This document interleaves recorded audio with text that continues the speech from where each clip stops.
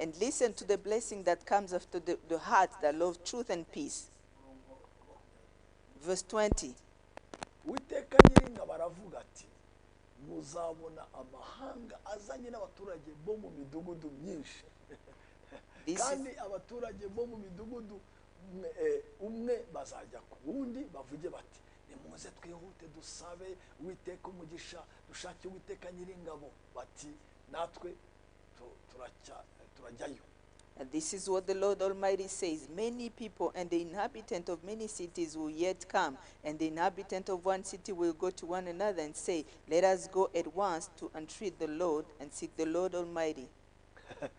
Muyandi magambo uvuga banavuga imwe mu migisha yo gukunda ukuri niyi abwira Abisirayeli natwe tubwira neki nuko amahanga yose azanye n'abaturage bayo ubwo n'abashinwa n'abanani bose bo mu midugudu myinshi bo mu bazegerana muze bagumura muze twihute dusaba Uwiteka umugisha dushake Uwiteka nyiringabo n'abana bavuga ati natwe turajyayo turajya Kigali natwe turagenda.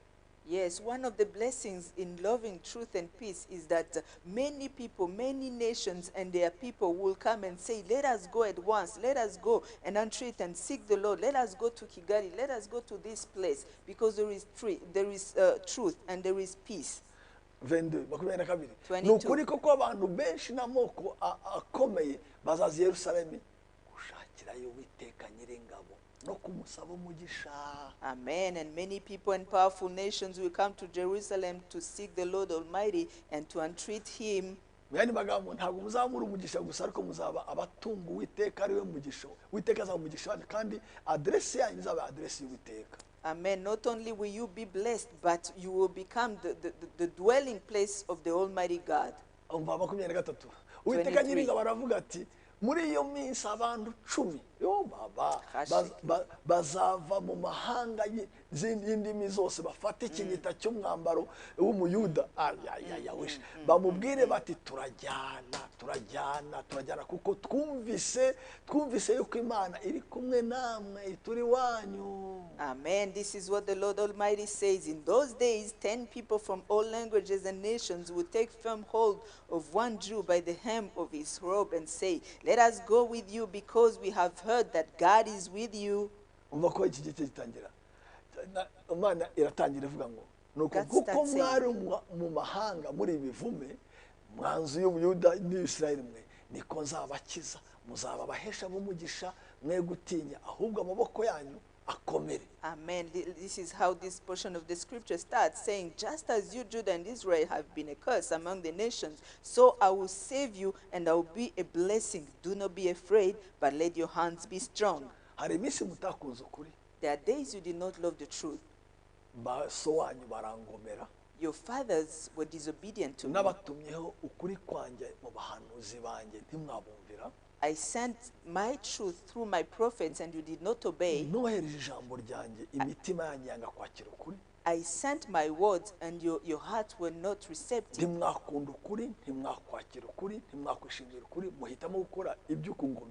You did not love the truth, you did not embrace the truth, you did not receive the truth, and you did what was evil to me.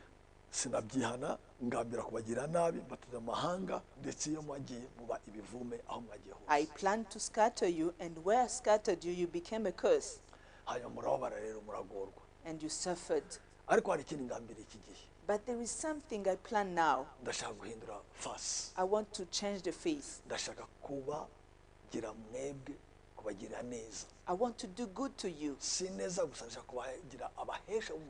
Not only good, but I want to make you people who blesses. But I want you to correct the one that brought calamities to you. Is that you may love the truth. May you speak the truth to each other. Making good covenants.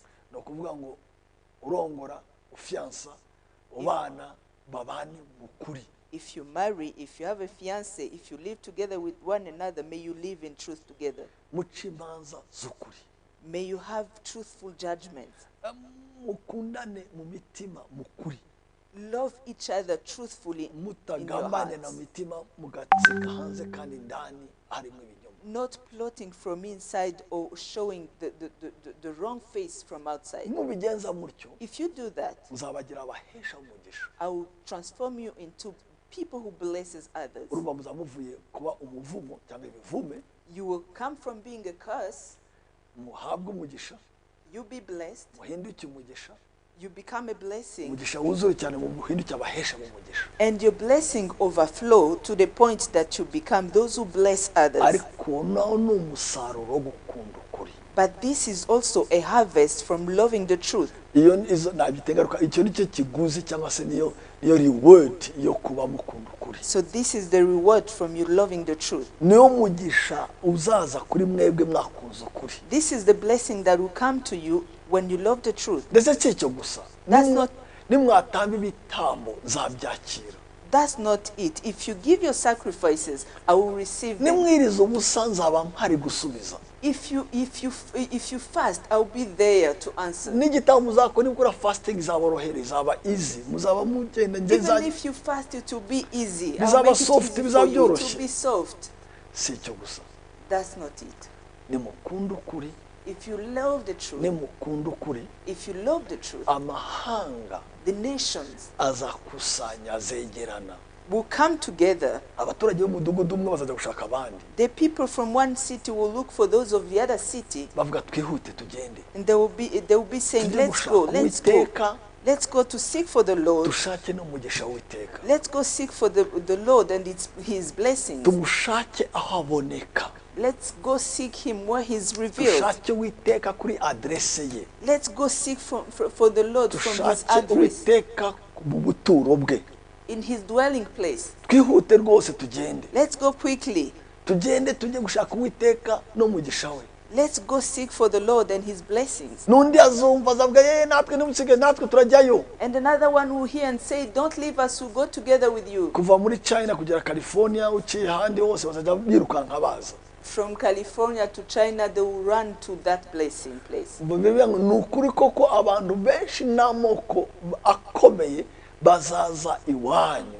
Many people and powerful nations will come to your nation, will come to you, Jerusalem. Ni ngo bati abashinwa bazaza, abanyamerika baze, baze, wherever baje gushaka Uwiteka Nyiringabo bamusabeho umugisha iwanyu. It's like saying Chinese will come, Americans will come, Europeans will come to seek for the blessing in your place because you've become the blessing providers. Ubu rero akarumariza. And this is the final one. Ngo abantu 10 bazava mu mahanga yindimi zose bafate ikinyita cy'umwambaro bagufate ku gitenge bafate ku pantaro bafate ku shati bati usituache wana bamubwire bati turajyana nta gufata indege turajyana urabeshya umpamvu tujyana twumvishe yuko Imana iri kumwe nawe najye kuvuga ngo Imana iri iwanyu kandi aho ngaho tuyishakira duhere umugisha. Amen. This is the amazing thing. 10 people from all languages will come to hold to the hem of your robe, to your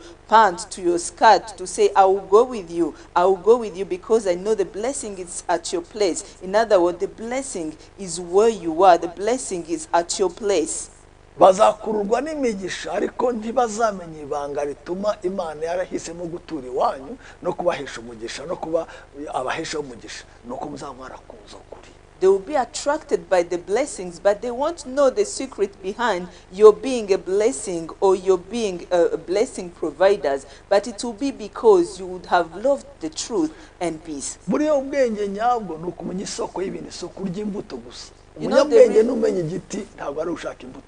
the real wisdom is knowing the source of the fruits, not only eating them, but knowing the tree instead of only eating the fruits. Abaswa babaga inkoko bashaka kurebamwe amagi kandi bakayiretse kabanzima igakora itera amagi. Abaswa bishimira amagi ariko umunyabwenge abika inkoko. Amen. The foolish will run after the eggs and will kill the hen looking for the eggs, but the one who is wise will keep well the hen for it to produce eggs in the future. Abaswa bashaka ikiganza cy'Imana kibahesha umugisha ariko abanyabwenge bashaka umutima w'Imana aho abishimira akabatemesha umugisha. Amen. The foolish will look for the hand of God to bless them, but the wise will look for the heart of God, will look to please the heart of God, and He will be pleased in them and make them a blessing. Nibyo natanga urugero mvuga ngo rimwe na rimwe ukabona umwana mutoya yishimira ibisuguti cyangwa se biscuit cyangwa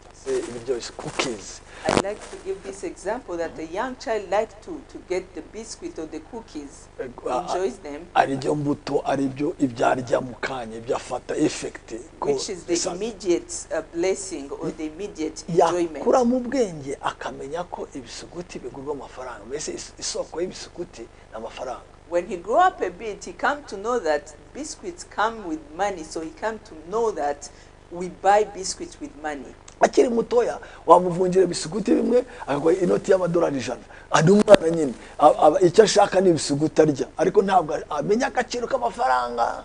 When he was young, he could give you $100 for some few biscuits because he doesn't know the value of money. Ariko yamara gukura akamenya ko aho kwita ku bisuguti washaka amafaranga agura bisuguti, mbese washaka isoko igura ibintu. Amen. When he grew up a bit, he came to know that instead of looking for biscuits, you should look for the money that will buy biscuits or the source of the biscuits. Yakuraho gakeya akamenya ko nta mafaranga agira isoko ni business, isoko n'akazi icyo ukora cyangwa se umurimo nakukora ni iki guhesha amafaranga umunsi kundera, akamenya ko agaciro ka kazi karuta amafaranga. When he grew up a little bit more, he come to know that the source of money is actually a business, is actually a job, and he come to value the source of the money more than the money itself. Yakura kandi cyane mu bwenge. When he grew up a little bit more in wisdom and intelligence, akamenya ko akazi kagira nyirako ukaguhesha. Yani magambo akubaha boss, kuko boss aguwe neza umutima gwakazi, akazi kagubwa neza kakaguye umushahara gure amafaranga gure bisikuti. He come to when he grew up a little bit more, he come to know that a job has a boss or have an owner, a business have an owner who can give you a job, and a job give you money, and money can buy for you biscuits. Yakura cyane mu bwenge. When he grew up more, akamenya ko buri boss agira boss. He come to know that every boss have a chief also. Kandi muramuzi ko boss w'ababoss. And you know the Lord of Lords, the Chief of Chiefs. No Uwiteka Imana. He's the Almighty God. Akamenya ko afasha umutima w'Imana. And he come to know that if he catch the heart of God, akafatira niyo soko. This is the source, the real source. Umutima w'Imana wamwishimira. When the heart of God rejoices in him, umufatira umutima wa boss. He gives him the heart of the boss. Umutima wa boss umwishimiye. When the heart of the boss is happy, akazi ni guarantee. The job is guaranteed. Umurimo ubaye guarantee. When the job is guaranteed, igiceri kiva mu murimo kiri guarantee. The salary is guaranteed as well. Ibisuguti bikaba guarantee. Biscuits are guaranteed. Uko niko mugakura mu bwenge. This is how a person grows in wisdom. Rero gutunga Imana. So possessing God, kuba ubwoko butunze Imana aho bashakira Imana bakayishaka ngo baheshe umugisha aho ngaho. Becoming a people that possess God and we look for that people to get God in our place. Nta kundi noko dutunga umutima ukunda ukuri kuko n'iki Imana ikunda. It's just that we possess a heart that loves the truth because this is what God loves. Kuko Imana yanga ibinyoma n'ibisa nabyo. Because God hates lie and whatever is apparented to lies. Ibyo si biduhesha umugisha gusa ariko biduhesha kuba abahesha umugisha. This does not only brings us blessings, but it transforms us into blessing providers. This is icyo gusa tuba ubuturo bw'umugisha. That's not it. We become the dwelling place of a blessing. Ushaka Imana aratugana. The one who wants God, who is seeking God, come to us. Address y'Imana iba iwacu. The address of God is at our place. N'abashaka ko bahabwa umugisha w'Uwiteka baratugana. Even those who seek the blessings of the Lord come to us. Bagaharanira kudufata ku mwenda bati nta hujya dusiga rwose turajyana iwanyu. They run to us and want to catch our clothes and say you are not going without us, we are going with you at your place. Reka ntangize ingingo zituyobora. Let me give this point that will lead us in prayer. Cyambere Imana yacu ni Imana y'ukuri kandi muri yo nta kinyoma kirimo kandi yanga ikinyoma urunuka n'abafatikanya n'ikinyoma ibatera umugongo. Our God is a God of truth, and in him there is no single lie. He abhors lies and even turns his back on those who have anything to do with lies. rwose imana yacu ni ukuri, ni nyakuri, iri mu ruhande rw'ukuri, mbese ni ukuri, left right north south east west. Nature yayo ni ukuri, nk'uko ushaka umugati, wa mugani ushaka ifarini atayibura mu mugati, niko kamere y'Imana yakiri, ni ukuri gusa. Really, our God is truth. He stands in the side of the truth. He is totally truth. And even like the one who wants bread cannot go away from the floor. That's the way. The one who wants blessings cannot go far away from God. Niyo mana nyamana cyangwa mana nyakuri. He is the real God and the truthful God. Niko mpamvu ibindi byose byitirwa Imana babyita ibigirwa mana. Bene bagambo barabibeshyira ngo yabaye Imana ariko bitari Imana kuko ntabwo ari Imana nyakuri. Imana imwe nyakuri ni Uwiteka Imana yacu, Imana Abrahamu, ya Isaka na Israeli, nanjye nawe abaye. The real God, the truthful God is our God in heaven. That's why all other things are called idols or small identification to God, but not real God, because he's the only God, the God of Abraham, the God of Isaac, and the God of Jacob. Iyo niyo mana mu ijuru. He is the only God in heaven above, and down on earth he's the unique God.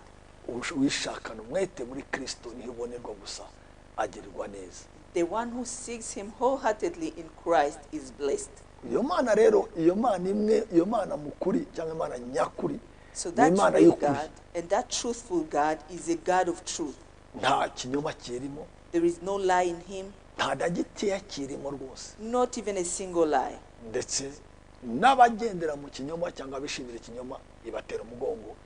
He even turns his back on those who have anything to do with lies.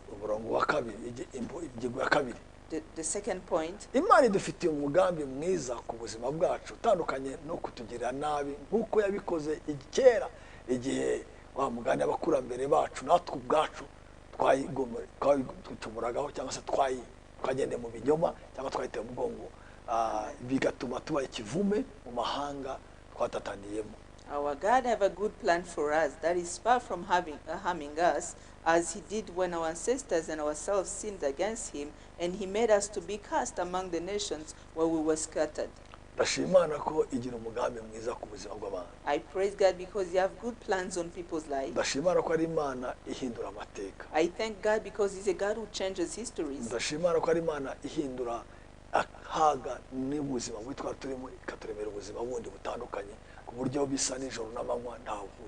I thank God because he's the one who changes curses into blessings and changes our lives, and like he changes from morning to night. He differentiates morning and night. I thank the God who says, I know the plans I have for you. Plans of peace, not evil. To bless you and to give you hope and a future.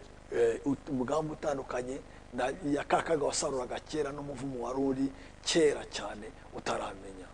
plan that is different from the curse you would reap before knowing me. When you are walking in lies, when your ancestors would walk through lies,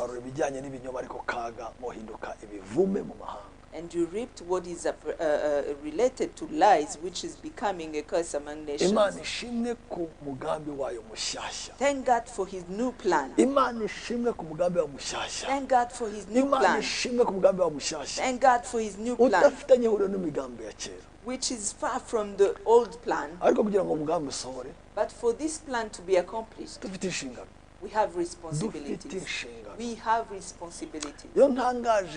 Topic cyangwa se ikigenderwa cy'umwaka cyangwa se yerekwa cyangwa se bamugana intumbero y'umwaka. When I announce the vision or the theme of the year, ubona abantu babishimiye mugisha uva muri icyo kintu. People are happy about the blessing that will come from that thing. Ariko ubona batishimiye inshingano icyo kintu cyangwa se ndagaciro basaba cyangwa se icyo basabwa gukora. But they're not happy about the responsibility that is attached to that value. Umuntu responsible yakwishimiye n'inshingano zimuhesha uwo mugisha. A responsible man should be happy about the responsibility that will bring him that blessing. Kuko inshingano so muvumo.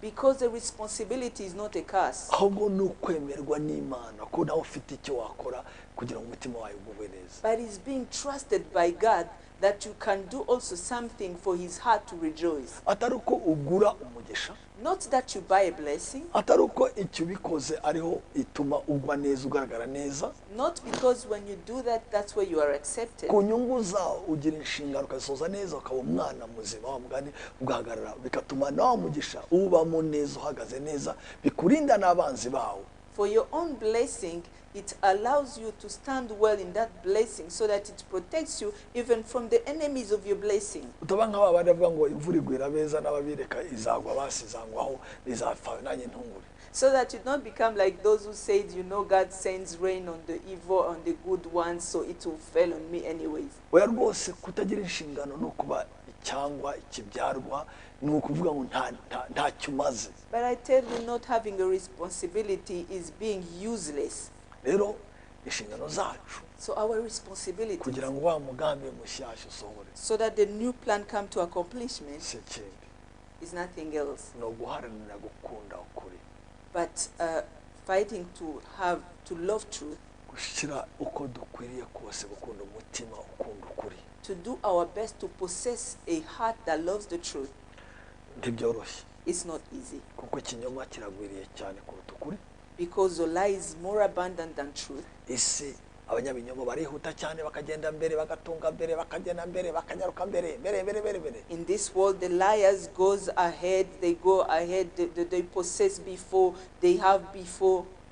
bariba bakubaka vuba, bakagura imwenda vuba, bakagenda vuba, bakarongora vuba, bakabyara vuba.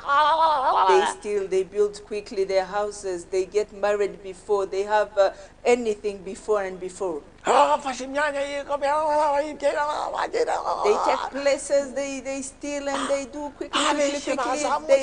They lie and they progress, they get new positions. sigara batera ubwoba abagendera mu gukiranuka nkaho barangaye.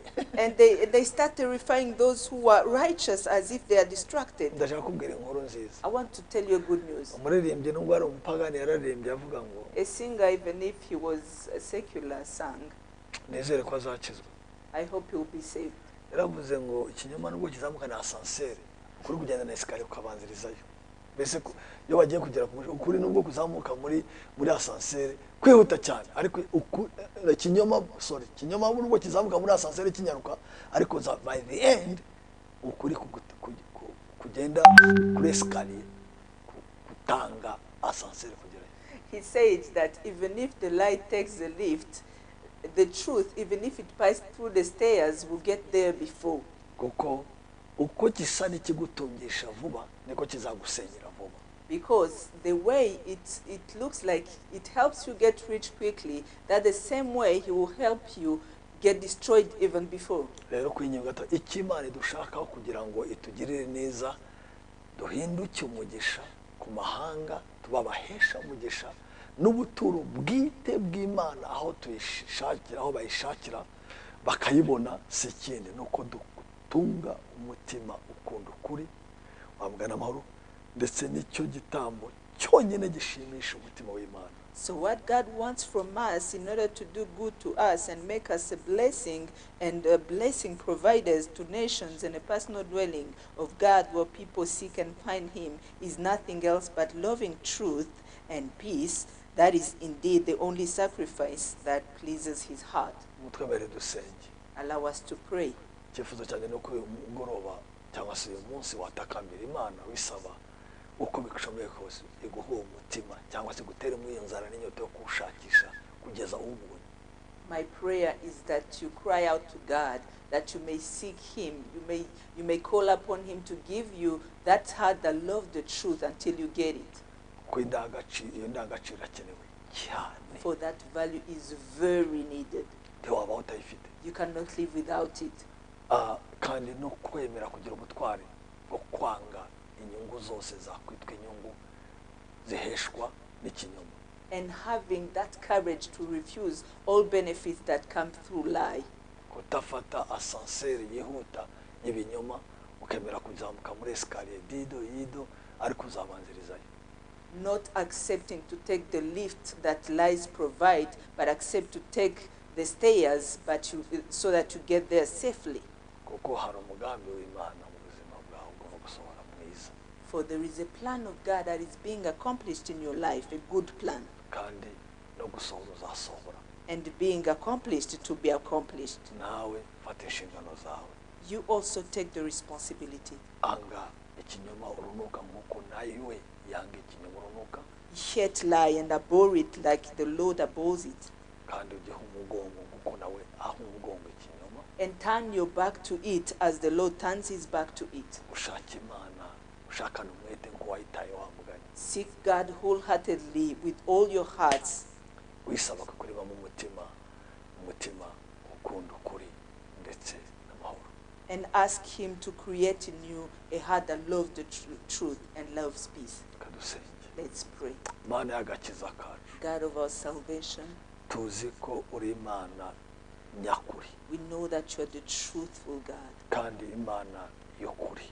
and the real God. tuzi ko uri Imana yanga ibinyoma n'ibisa nabyo. We know that you are a God who hates lie and anything that tuzi is ko muri related to kamere it. yawe wanga ikinyoma urunuka. We know that in your nature you abhors lie. turi mu isi yuzemo ibinyoma bisa. We are in a world that is full of lies. ndetse bamwe badufiteho ubutware n'ubushobozi ariko ni abanyabinyoma. And some are even superior to us, but they are liars. baturusha imbaraga ariko ni abanyabinyoma. They are stronger than us, but they are liars. mu buryo bw'inyama n'amaraso duhanganye nabo ntitwabashobora. If we fight in flesh and blood, we cannot conquer them. ariko Imana ishimwe ko wowe mwuka w'Imana uruta uri mu isi. But thank God, because you, the Spirit of God, you are stronger than the one on earth. abari mu ruhande rwawe wabatsindishiriza. Those who are on your side, you can overcome for them. Imana ishimwe ko tutirwanira wowe turwanira. Thank you, Lord, for we are not fighting for ourselves, but you fight for us. Imana ishimwe kuri Imana ishoboye. Thank God, for you are a God who is able. kuko iyo udashoboye For if you are not able, intama zamarwaho n'imisega. your sheep will be eaten. ariko urashoboye.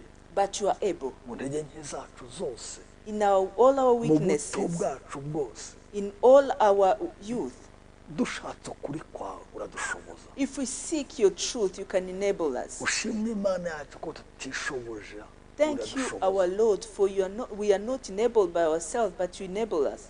tugushimye umugambi mwiza dufite. We thank you for the good plan that you have for us, umugambi wo kutugirira neza. a plan of good, kuduha umugisha. for blessing us ukaduhindura umugisha. and transforming us into a ukatugira blessing isoko y'umugisha. and make us a source of blessing. turagushimiye. We thank you. turagushimiye. We thank you. amateka ya kera The old history yatugeze impunzi. that made us refugees turatatana and were scattered mu mahanga. in nations, Yose. among nations, tuba ikivume. and we become a curse. tuba umuvumo. We become a curse, natwe ubwacu tuvumwe. and we were cursed as well. ariko iki gihe But this time, wemeye kuduhindura you allowed us to be ubwoko transformed bwawe. into your people, ndetse abahesha umugisha ku mahanga. and even blessing providers to the nations. wemeye no guhitamo kubana natwe aho tuba. You even accepted you chose to be with us where we live, kugeza ubwo amahanga aterana kuza gushaka umugisha aho turi. until the nation gathered to come to us where we are. watugeze ubuturo bwawe bwera. You made us your dwelling place, holy place. ushimwe ko wemeye ko aderesi yawe iba iwacu. Thank you for you accepted that your address become our place. uwo mugisha turawushaka. We want that blessing. turagushimira We thank you ko ijambo ryawe ari ukuri. for your word is true. abantu 10 bazafata ku kinyeta cy'umwenda wacu 10 people will hold on our clothes, bashaka kuza iwacu. wanting to come to us, bashaka Imana yacu wanting our God, seeking our God, kugira ngo ibaheshe umugisha iwacu. so that he may bless us at our place. urakoze Mana. Thank you, Lord. dufashe ikiguzi bisaba We take the price that it takes tugitange and help us to give the price, kandi si ikindi and it's nothing else. kuko twabyawe n'ukuri kwawe For we have been birthed by your truth, ari we Yesu Kristo. who is Jesus Christ. twabyawe n'umwuka wawe We're birthed by your ari spirit, umwuka w'ukuri. which is the spirit of truth. waduhaye ijambo ryawe You gave us your ariko word, ukuri. which is the truth. udufashe Help us. udufashe Help us. udufashe Help us. udufashe Help us, O Lord. udufashe Help us. udufashe Help us. udufashe dufashe Help us tugendere mu kuri that we may walk in the truth, turahire mu kuri that we may swear dusezerane in mu truth, kuri that we may have covenant in duce truth, imanza z'ukuri that we may have truthful judgments, mu mitima yacu tuba abanyakuri that we may be truthful in our mu hearts. izina rya Yesu In the Kristo. name of Jesus mu Christ. izina rya Yesu In Kristo. the name of Jesus Mu Christ. izina rya Yesu In the Kristo. name of Mu Jesus izina Christ. rya Yesu In the Kristo. name Oh, of Jesus Christ of Nazareth. urakoze kubisohoza mwana. Thank you for accomplishing Icyubahiro it. cyose kibe Let cyawe. all glory be yours. Mu izina rya Yesu Kristo. In the name of Jesus Christ of Nazareth. Amen. Amen. Amen. Amen. Amen. Amen. Amen.